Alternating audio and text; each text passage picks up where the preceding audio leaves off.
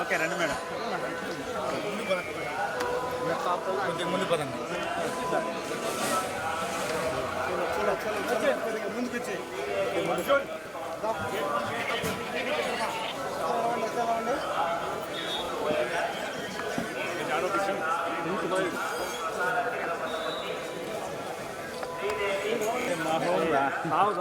పక్క అత్తాబు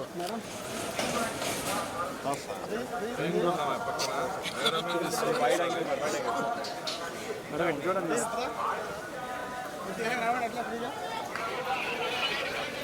బా వాయిస్ ఏడే పెట్టేద్దాం. కానీ కానీ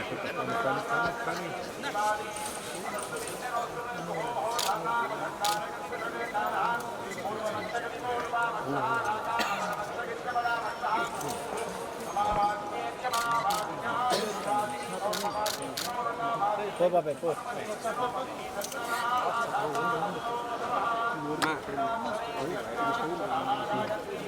జరుగు అటైనా జరుగు ఎట్టైనా జరుగు. కష్టపడే కార్యకర్తల్ని బాబు గారు గుర్తించడం లేదు. వైసీపీ వాళ్ళు వచ్చిన వాళ్ళని మాత్రం గుర్తిస్తాను. ఉన్నాను సార్. సార్ మేము పార్టీకి పనిచేసే వాళ్ళు, నేను రాజకీయం మాట్లాడి ఆమె చెప్తున్నా మా కష్టాన్ని. అలాగే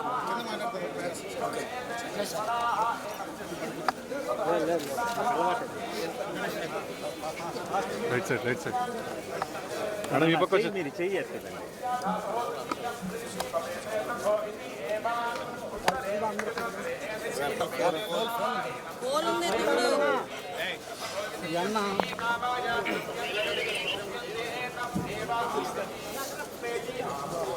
కిరణ్ కిరణ్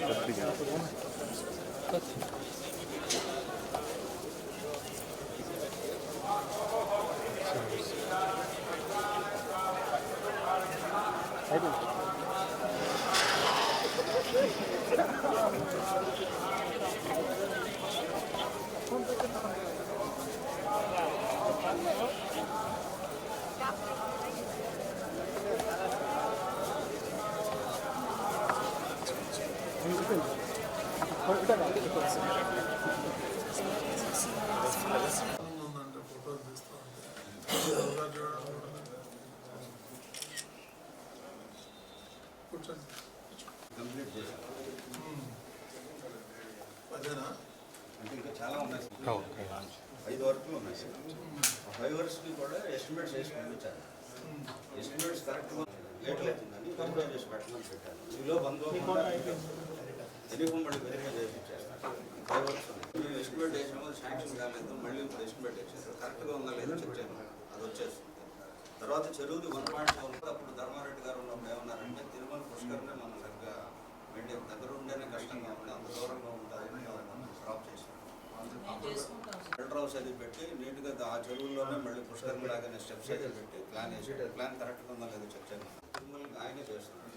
మొన్న వచ్చినప్పుడు ఆయన కూడా అడిగారు, మీరు ఏదైనా ఒక ప్లాన్ ఇవ్వండి సార్, అది మీరు బాగా పుష్కరం క్రియేట్ చేస్తాడు. అది ఓకే.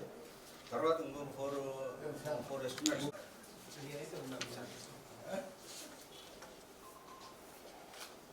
కొండ ఎక్కలేదు, మిగతా ఉన్నాయి. మీరు అడిగినట్లు ఒకటి ఏంటంటే మెయిన్ హైవే నుంచి లోపలికి వస్తే బాగుంటుంది సార్.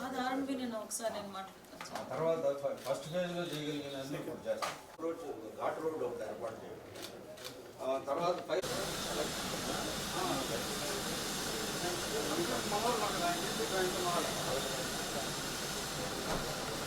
అందరికీ నమస్కారం. ఈరోజు గౌరవ తిరుమల తిరుపతి దేవస్థానం చైర్మన్ గారు నాయుడు గారిని ఈరోజు మర్యాదపూర్వకంగా కలవటం జరిగింది. ప్రత్యేకంగా పాయకరపేట నియోజకవర్గంలో ఉపమాక వెంకటేశ్వర స్వామి ఆలయాన్ని 2015లో టీటీడీకి హ్యాండ్ ఓవర్ చేయడం జరిగింది. టీటీడీకి హ్యాండ్ ఓవర్ చేసిన తర్వాత సుమారుగా అక్కడ కొన్ని కార్యక్రమాలకు ఒక గౌరవ సీఎం గారు చంద్రబాబు నాయుడు గారు కూడా అప్పుడు సీఎం హోదాలో ఆ రోజు ఉపమాక వెంకన్న స్వామిని దర్శనం చేసుకుని ఆ చుట్టుపక్కల ప్రాంతాన్ని ఎలాగైనా అభివృద్ధి చేయాలి అనే ఉద్దేశంతో అక్కడ ల్యాండ్ ఎక్వైర్ చేయడం దగ్గర నుంచి ఒక మాస్టర్ ప్లాన్ తయారు చేసి టీటీడీకి హ్యాండ్ ఓవర్ చేసి అక్కడ టెంపుల్ని బాగా అభివృద్ధి చేయాలి అని ఆ రోజు సంకల్పించుకొని ఆ రోజు ఒక మాస్టర్ ప్లాన్ కూడా రెడీ చేసుకున్నాం ఆ రోజు. అయితే తర్వాత గవర్నమెంట్ మారిన తర్వాత ఎంతో కొంత మీ అందరికీ తెలుసు ఎంతో కొంత కొంచెం నిర్లక్ష్యానికి గురైన పరిస్థితి అయితే కనిపించింది. తర్వాత మళ్ళీ ఈరోజు మళ్ళీ మార్చి 10వ తారీఖున ఉప్మాక వెంకన్న స్వామి కళ్యాణోత్సవం అనేది చాలా ఘనంగా జరిగే పరిస్థితి కనిపిస్తూ ఉంది. సుమారుగా 1,00,000 నుంచి 1,20,000 వరకు కూడా భక్తులు వచ్చి ఆ రోజు స్వామివారిని దర్శించుకోవటం అనేది జరుగుతుంది. ఆ చుట్టుపక్కల గ్రామాల్లో ఉప్మాక వెంకటేశ్వర స్వామి అనేసరికి చాలా వాళ్ళందరికీ కూడా భక్తి భావాలు ఉన్న చుట్టుపక్కల ఉన్న వాళ్ళందరికీ కూడా ఒక ఆనవాయితీ ఏంటంటే ఆ స్వామివారిని దర్శించుకొని ఆ కళ్యాణాన్ని వీక్షించి తర్వాత అక్కడ సుమారుగా 20 రోజుల పాటు జాతర జరుగుతుంది. ఆ జాతరలో స్పైసెస్ అమ్ముతారు. ఆ 20 రోజుల పాటు ఆ స్పైసెస్ కొని తీసుకెళ్ళి ఆ క్షేత్రంలో ఉన్న స్పైసెస్ కొని తీసుకెళ్ళి వాళ్ళు వంటల్లో కానీ వాళ్ళు తినే పదార్థాల్లో కానీ ఉపయోగించుకుంటే వాళ్ళకి మంచి జరుగుతుంది, ఆరోగ్యంగా ఉంటారని ఒక నమ్మకం. ముఖ్యంగా వెంకటేశ్వర స్వామి ఆలయం అనేసరికి వెంకటేశ్వర స్వామి నైట్ అక్కడ స్టే చేస్తారు, సేద తీరుతారు అని ఒక ప్రతీక. ప్రతి దేవాలయం వెంకటేశ్వర స్వామి దేవాలయంలోనే శుక్రవారం అభిషేకం జరిగితే కేవలం ఉప్మాక వెంకన్న స్వామి ఆలయంలో ప్రతిరోజు కూడా అభిషేకం జరిగే ఏకైక టెంపుల్ వెంకటేశ్వర స్వామి టెంపుల్ ఉప్మాక వెంకటేశ్వర స్వామి. మనకి నిత్య ఉత్తర ద్వార దర్శనం కూడా జరిగే ఏకైక టెంపుల్ అది వెంకటేశ్వర స్వామి టెంపుల్. సో అటువంటి టెంపుల్ని మళ్ళీ తిరిగి ఈరోజు మళ్ళీ అభివృద్ధి పదంలోకి ముందుకు తీసుకెళ్ళాలి, భక్తులందరికీ కూడా అందుబాటులో ఉంచాలని గౌరవ చైర్మన్ గారిని కలిసిన వెంటనే చాలా సానుకూలంగా స్పందించారు. ఇమీడియట్గా సిఈ గారిని పిలిపించారు. సిఈ గారికి కూడా ఆ టెంపుల్ మీద అవగాహన ఉండటం వల్ల మేము చెప్పకుండానే తనే తిరిగి మొత్తం ఇవి చేయాలమ్మా, పుష్కర్ని క్లీన్ చేయాలి, పుష్కర్ని మనం రెడీ చేసుకోవాలి, మనం చక్ర స్నానానికి రెడీ చేసుకోవాలి, ఇవన్నీ కూడా ఆయనే చెప్పడం నిజంగా చాలా ఆనందంగా అనిపించింది.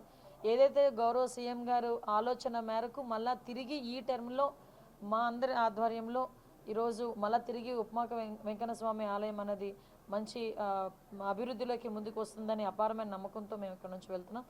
రాబోయే మార్చి 10వ తారీఖున జరగబోయే కళ్యాణం కూడా అత్యంత వైభవంగా చేయడానికి టీటీడీ వాళ్ళ సహకారం కూడా కోరడానికి ఈరోజు ఇక్కడికి రావడం జరిగింది. వాళ్ళు కూడా సానుకూలంగా స్పందించారు. ఆ స్వామివారి కళ్యాణం అత్యంత వైభవంగా జరిపిస్తామని మాత్రం అందరికీ హామీ ఇస్తున్నాం. Thank you.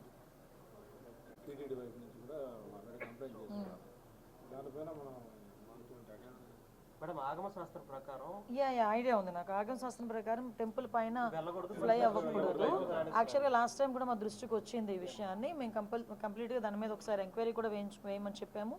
దాని మీద రిపోర్ట్ వచ్చిన తర్వాత అటువంటి పరిస్థితులు రాకుండా చూసుకునే బాధ్యత కూడా మేము తీసుకుంటాం. ఇబ్బంది ఏమి లేదు.